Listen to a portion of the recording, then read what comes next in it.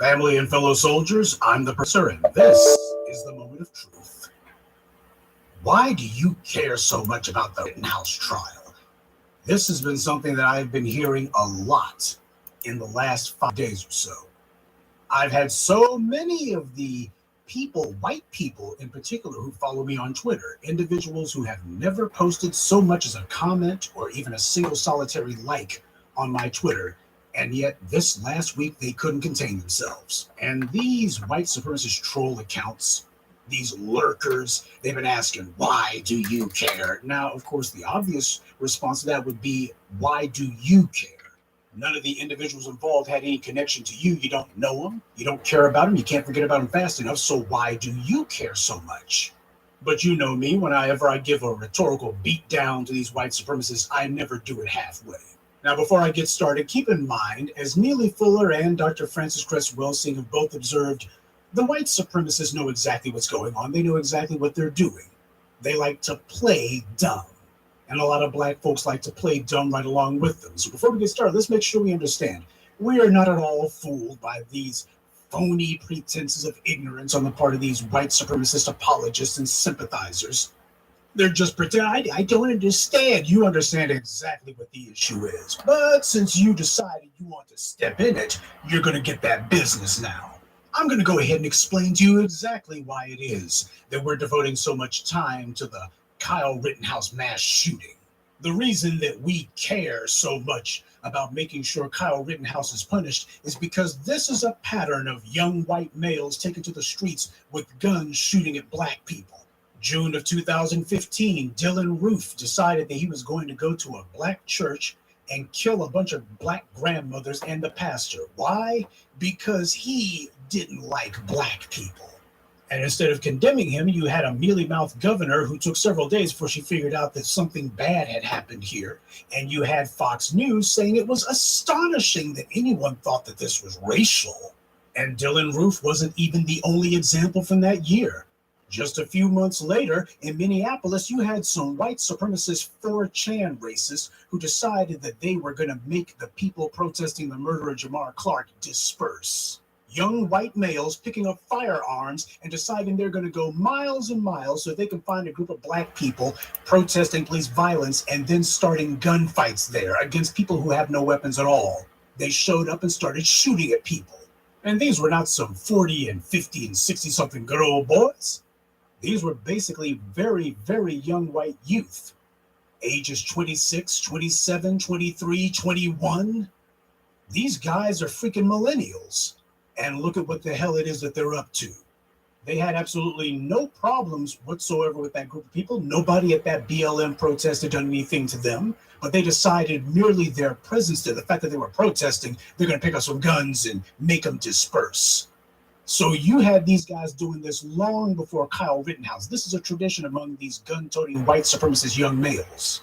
Because the Rittenhouse mass shooting, that's supposed to be just the thin end of the wedge. They're trying to mobilize all of their little crackpot white supremacist race soldiers. They're trying to mobilize them. And they want to pretend as if, oh, this is just some freak incident. We're showing, nah, this is part of a pattern. They desperately want that murderer to walk. They want a mass killer to walk. They want to establish the principle that you can go to an anti-police violence protest, murder multiple protesters, and then not be punished. That's the reason why these idiots who are pretending as if, oh, I don't know why you're so concerned. You look at their Twitter and you see that's the main thing they're concerned with. They spend all their time attacking BLM, attacking anyone who even criticizes the police. And then they come to us, oh, I don't know why you're so concerned. It's because you're so concerned. When we see the white supremacists pushing propaganda and lies, you're dang right the black media is going to be there pushing the truth. So that's reason one, because it is our job to call out white supremacy. But none of the 4 people involved were black. They were all white. What does this have to do with black people?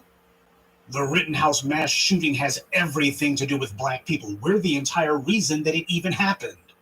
The entire reason that Kyle Rittenhouse went to Kenosha in the first place was because there were black people protesting the attempted murder of Jacob Blake, a black man who was wounded and nearly killed at the hands of a race soldier for the local thugs in blue. Rittenhouse went there in an attempt to carry out an ambush attack on those black protesters. The fact that it was white ones that he wound up killing, that was incidental. They were not the reason he was there. It was the black people protesting the attempted murder of a black man. That's what had Rittenhouse all eager to pick up an assault rifle and go there to stage an ambush. The white supremacists are carrying out a race war. And Kyle Rittenhouse is a soldier in that race war. He is a self-appointed soldier. Or to put it in more appropriate military terms, he's an enemy combatant. He gave himself permission to enlist in the irregular forces of white supremacy. That's the reason why he wanted to be hanging around with cops. I'm going to be a police explorer. I'm going to be a cop one day. Then I'll be able to kill black people legally because the cops can teach me how to do it. And his mother has been training him to be a race soldier. His perverted idolizing of the police.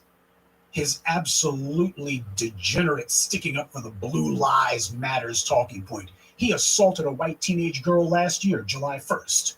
And it was 2 black teenagers who came to that white girl's aid. And those 2 black teenagers, they stomped Rittenhouse out. And the video got posted online, so Rittenhouse got a helping of humiliation with that beatdown. Now the question then becomes, did the violent white supremacist thug Rittenhouse think very often about those 2 black teenagers who stopped his violent assault? Did he spend much time thinking about them? We know that he did. Because only a few weeks later, there was video of him griping and complaining and just angrily gnashing his teeth at the uprisings taking place during the summer. Now, none of those uprisings were taking place near where Rittenhouse lived. None of them involved him or anyone that he knew. And yet, Rittenhouse was absolutely obsessed with those protests. Black protests. Black people protesting white supremacists like him for carrying out murders and violent assaults on black people. He was absolutely obsessed with black protesters. And Rittenhouse followed the protests constantly. He was fixated on them, to the point where he was on video saying he wished he had his AR-15 because if he did, he'd be shooting at people. During the trial, the prosecutor asked him if he understood that he cannot legally shoot people to quote-unquote defend other people's property. The prosecutor asked him, do you understand you legally can't do that?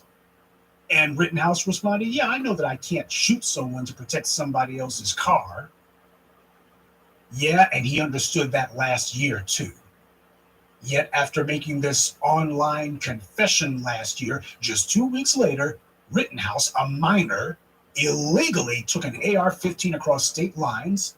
He drove dozens of miles to Kenosha because he knew that was where some black people would be at. We are involved in this because Rittenhouse didn't go to Kenosha to kill white people. He went there to kill black people. You're an inbred moron if you actually think we're going to give him a pass just because some white people incidentally came between him and the black people that he was actually there to kill. We're giving our 2 cents about the Rittenhouse mass shooting because when Tamir Rice, a 12-year-old, was merely playing in the park, all it took was a phone call from some white supremacist suspect busybody, and the police showed up and murdered him on the spot. A child, simply because someone said he had a gun. Police never actually saw anything. They just saw a black child, and that was enough. Meanwhile, Kyle Rittenhouse walks down the street after the police hear a volley of gunshots. Here you got a guy with an assault rifle strapped to him. He's sitting here walking towards you, and the police, they give him a thumbs up and a good job. So a black child standing in the park makes you afraid for your life, but a white teenager who's dang near a grown man with an assault rifle walking towards you, that's cause for an attaboy and a thumbs up. Because after all, we all know that nobody associates white teenagers with mass shootings, certainly not at schools. So there's no reason for there to be any sort of stigma, right? Black children are routinely murdered in this country by the police, unarmed black children. Black children routinely thrown on the ground and held at gunpoint. They have no weapons on them at all. The police acknowledge you got no weapons on you, and yet half the force shows up, guns drawn, on black children. So you're doggone right. We're going to hold everyone to account. If black children are being murdered and being held at gunpoint and their lives threatened merely because they walk down the street or stand in the park, where the police just see an opportunity to harm them, then why is it that you got a gun-toting suspected white supremacist thug who just murdered two people? You got people pointing at him and saying he just shot people, and the cops, they drive right on by, but not before they give him a good job and a thumbs up. Whenever a black child is killed by some white supremacist, be they in the police or not, all we get from the white media is, did that black kid have any disciplinary problems? Anyone complain about him? Any brushes with the law? Something we can use to smear him. Meanwhile, at Rittenhouse, this guy's beating up female classmates after school. This guy clearly has a violent streak, and yet the white media has had a total media blackout on mentioning any of his violent tendencies. And they have done this for over a year now. So clearly, there's an organized agenda at work. There's a program at work here. When it comes to white males who are accused of violence, well, we need to talk about him as a human interest story. His neighbors like, oh, how surprising. No one could have seen this coming. And if you can't get away with that, then just don't mention it at all. We just won't say anything about him at all. So that's why you got the black grassroots weighing in on this. And why we relish all these white supremacist troll accounts who keep complaining, why are you talking about this? Your white supremacist tears taste delicious. And all of your continued whining and complaining, that's just music to my ears. All right, so that explains why it is that the black grassroots have taken to task on this, but it doesn't explain why all these white supremacists are so concerned about it. Why are they so hot and bothered? Why do they care about this?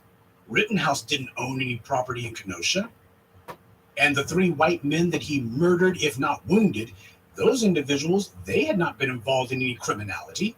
They were not being arrested by the police or otherwise the focus of the protests. They weren't the reason why anybody was protesting.